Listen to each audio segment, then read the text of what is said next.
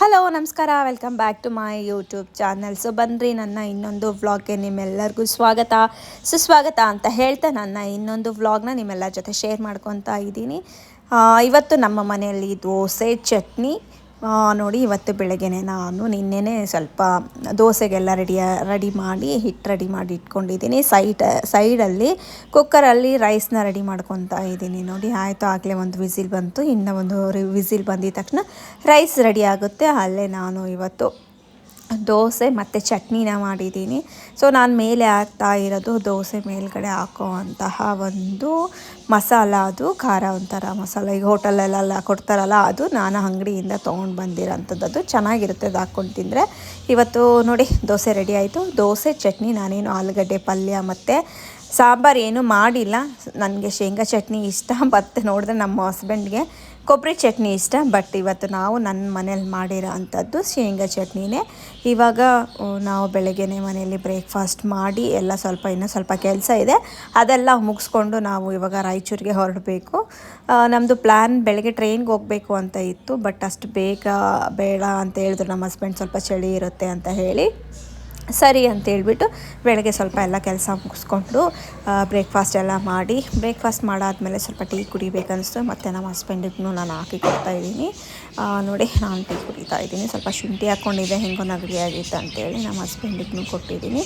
ಅವ್ರನ್ನೂ ಕುಡಿದು ಇವಾಗ ಫ್ರೆಶ್ ಅಪ್ ಆಗಿ ಕ್ಲೀನಾಗಿ ಇವಾಗ ಊರಿಗೆ ಹೋಗಬೇಕು. ಬಸ್ ಸ್ಟ್ಯಾಂಡ್ವರೆಗೂ ನಾವು 2 ವೀಲರ್ ತೊಗೊಂಡು ಬಂದಿದ್ವಿ. ಆ 2 ವೀಲರ್ನ ಅಲ್ಲಿ ಇಲ್ಲಿ ಯಾಕೆ ನಿಂದಿರ್ಸೋದು, ಇಲ್ಲೇ ನಾವು ಪಾರ್ಕಿಂಗ್ ಮಾಡಿಬಿಟ್ಟು ಹೋಗೋಣ, ಸೇಫಾಗಿರುತ್ತೆ ಅಂತ ಹೇಳ್ಬಿಟ್ಟು ಇಲ್ಲೇ ಪಾರ್ಕ್ ಮಾಡ್ತಾಯಿದ್ದೀನಿ. ಅವರೆಲ್ಲ ಕೇಳ್ತಾಯಿದ್ರು, ಯಾವಾಗ ಬರ್ತೀರಾ, ಎಷ್ಟು ದಿನ ಹೋಗ್ತೀರಾ, ಹಂಗೆ ಅಂತ. ನಾವು ಒನ್ ಡೇನೇ ಮಾತ್ರ ಅಂತೆಲ್ಲ ಹೇಳಿ ನಮ್ಮ ಗಾಡಿನ ಪಾರ್ಕ್ ಮಾಡಿ. ಸೊ ನೋಡಿ, ನಮ್ಮ ಕಲಬುರ್ಗಿ ಬಸ್ ಸ್ಟ್ಯಾಂಡ್ ಇದೆ, ಇದು ನಮ್ಮ ಮನೆ ಹತ್ರನೇ ಆಗುತ್ತೆ, ಆರಾಮ್ಸೆ ಬರ್ಬೋದು. ಆಯಿತು, ಇವಾಗ ಬಸ್ಗಳು ಸಿಗ್ತಾ ಇಲ್ಲ ಅಂದ್ರೂ ಹಾಗೆ ಸಿಕ್ತು. ಗುಲ್ಬರ್ಗ ಟು ರಾಯಚೂರು ಬಸ್ ಸಿಕ್ಕಿಲ್ಲ ನಮಗೆ. ಗುಲ್ಬರ್ಗ ಟು ಯಾದಗಿರಿ ಬಸ್ ಸಿಕ್ತು. ಇವಾಗ ಯಾದಗಿರಿಗೆ ಇಳ್ಕೊತಾ ಇದ್ದೀವಿ. ಯಾದಗಿರಿಗೆ ಇಳ್ಕೊಂಡು ಎಷ್ಟೊತ್ತಾಯಿತು ವೆಯ್ಟ್ ಮಾಡಿ ಲೇಟಾಗಿ ಅಂತೂ ಇಂತೂ ಆಮೇಲೆ ಬಸ್ ಸಿಕ್ಕು ರಾಯಚೂರು ಸೇಫಾಗಿ ರೀಚ್ ಆದ್ವಿ. ನಮ್ಮನ್ನ ಪಿಕ್ ಮಾಡೋಕ್ಕೆ ನಮ್ಮ ಮೈದ್ನ ಮತ್ತು ನನ್ನ ತಂಗಿಯ ಮಗ ಬಂದಿದ್ದ. ಅವನು ಆಲ್ರೆಡಿ ಪಾಪ ಕಾರಲ್ಲಿ ಮಲ್ಕೊಂಡಿದ್ದಾನೆ. ನಾವು ಬಂದು ಕುಂತಿರೋದು ಅವನಿಗೆ ಗೊತ್ತೇ ಇಲ್ಲ, ಆರಾಮ್ಸೆ ಮಲಗಿದ್ದಾನೆ ನೋಡಿ.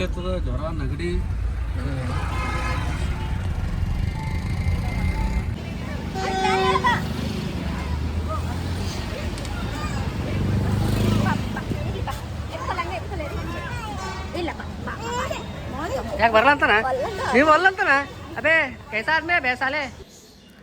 ಸೊ ಹುಷಾರಿರ್ಲಿಲ್ವಲ್ಲ, ಹಾಗಾಗಿ ಹಾಸ್ಪಿಟ್ಲಿಗೆ ಬಂದಿದ್ವಿ. ಚರಿನ ಎತ್ಕೊಂಡಿದ್ದೆ, ಚರಿ ಪಾಪ ಅಳ್ತಾ ಇದ್ದ. ಹೊರಗಡೆ ಎಲ್ಲರೂ ಕುಂತ್ಕೊಂಡಿದ್ದಾರೆ ನೋಡಿ, ಹೆಂಗಾಯ್ತು ಏನಿಲ್ಲ ಅಂತೆಲ್ಲ ಮಾತಾಡ್ಕೊತ. ನಾವು ಬಂದ್ವಿ, ನೋಡಿದ್ವಿ, ಮಾತಾಡಿಸಿ ಧೈರ್ಯ ಹೇಳಿ ಬಂದ್ವಿ. ಬೆಳಗ್ಗೆಯಿಂದ ನಾವು ಉಪವಾಸ ಅಂದರೆ ಲೈಕ್ ಬ್ರೇಕ್ಫಾಸ್ಟ್ ಮಾಡಿ ಬಂದವರು ಎಲ್ಲೂ ಊಟ ಮಾಡಿರಲಿಲ್ಲ. ತುಂಬಾ ಹೊಟ್ಟೆ ಹಸ್ತಿತ್ತು, ಹೇಳೋಕ್ಕಾಗದೇ ಇರೋ ಅಷ್ಟು ಹೊಟ್ಟೆ ಹಸ್ತಿತ್ತು.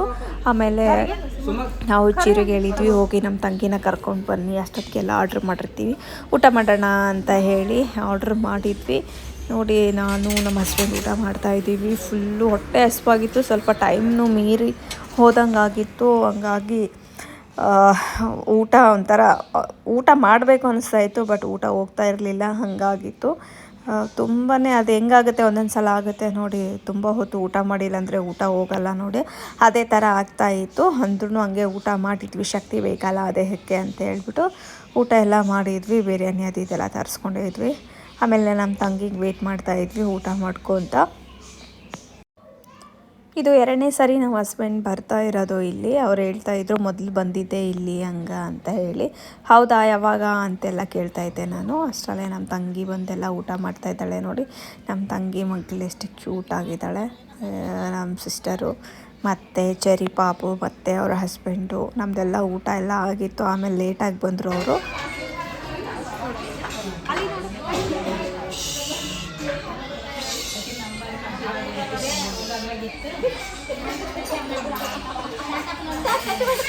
ಹಾಯ್ ಹಲೋ, ನಾನು Hari veg and non veg. Yes, ನೀವು ಬನ್ನಿ, ರುಚಿಕರವಾದ ಊಟ ಸಿಗುತ್ತೆ. ದನ ವಾಟೆವರ್ ನಿಮಗೆ ಏನು ಬೇಕು ಸುಮ್ಮನೆ.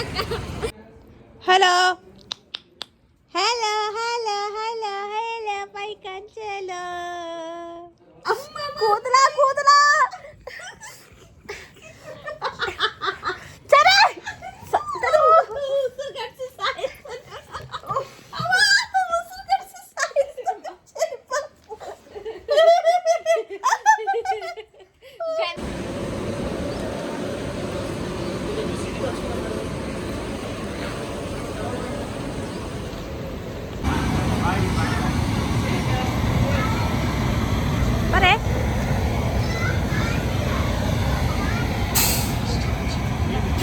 ಸೊ ಇವಾಗ ರಾಯಚೂರಿಗೆ ಟಾಟಾ ಬಾಯ್ ಬಾಯ್ ಹೇಳುವ ಸಮಯ ಬಂತು.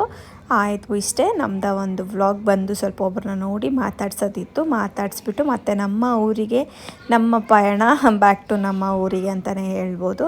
ಸೊ ಐ ಹೋಪ್ ನಿಮಗೆ ಈ ವ್ಲಾಗ್ ಇಷ್ಟ ಆಗಿದೆ ಅಂತ ಬಾಸ್. ಇನ್ನೊಂದು ವ್ಲಾಗ್ ಮುಖಾಂತರ ಮತ್ತೆ ಸಿಗ್ತೀನಿ. ಅಲ್ಲಿವರೆಗಿದ್ದು ನೋಡ್ತಾ ಇರಿ, ಸಪೋರ್ಟ್ ಮಾಡ್ತಾ ಇರಿ. Thank you for watching. Love you all.